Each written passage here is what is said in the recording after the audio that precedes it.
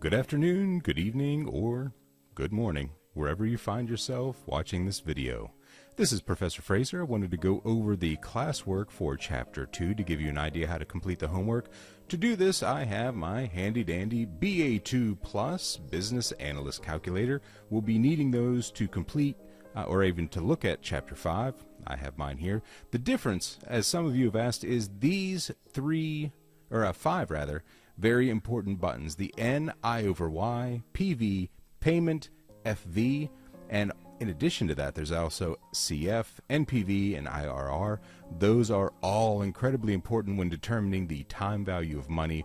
We will need those once we get to Chapter 5. So, getting to the homework, or rather the in-class work. What is the cost of each transaction rounded to the penny with a $4.95 brokerage fee? Well, most importantly, you need to know if you are or how you're charged between a broker market and dealer market. Broker market, such as the New York Stock Exchange, is very simple. All we're worried about is the $4.95 brokerage fee. Simple. So if I have 100 shares of Saxon Corporation stock I want to buy, the bid price is $14.50 and the ask price is $14.70. I know that the amount I'll have to pay to complete this transaction is the share price. Incidentally, it's going to be the asking price, the lowest amount a holder of shares will be willing to part with, and $4.95. Super easy in a broker market. In a dealer market, however, like the NASDAQ market, we're going to have to look at a number of things. First off, the transaction cost will have the bid price and the ask price. The bid price is the amount that the consumer was willing to purchase the share with, and the ask price is the amount that the holder is willing to sell for. We're going to look at those two and say, okay, there's a difference between those amounts.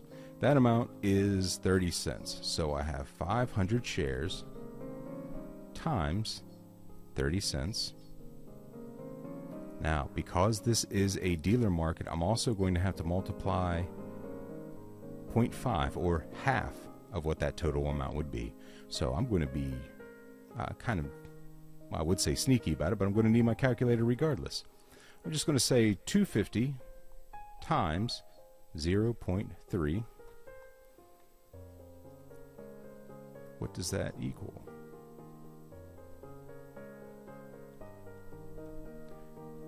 That total looks like $75. So that is the bid-ask spread. That's the difference between the two, is $75. Now I'm also going to have to add my transaction fee or additional transaction fee of $4.95. So that is going to give me $79.95 is the total fee. Okay, those two are pretty simple. Next, Minotaur Enterprises sold 20 million shares of its IPO stock for $25 per unit on Monday. When the day closed, the new share price was $27.50. What was the IPO underpricing?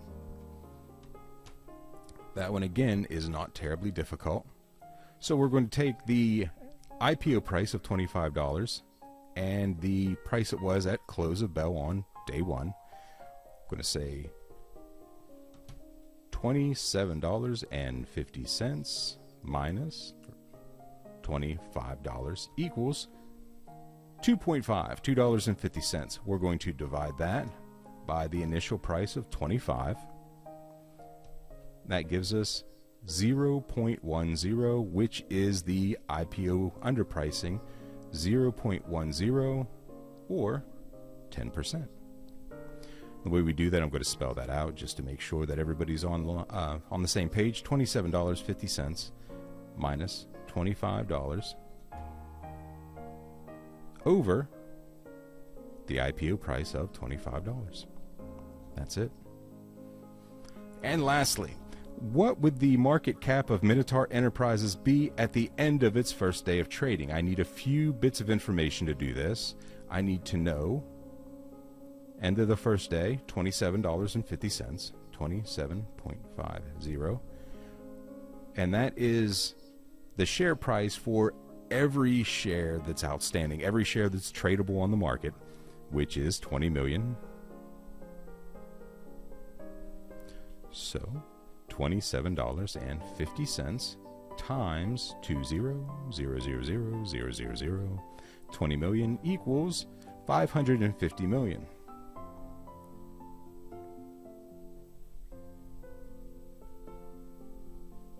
If you're curious how a number of millionaires and billionaires, how their personal wealth increases so much over time, it's very similar to market capitalization. It's the number of shares they hold, whatever that might be, times the price of the share at any given point.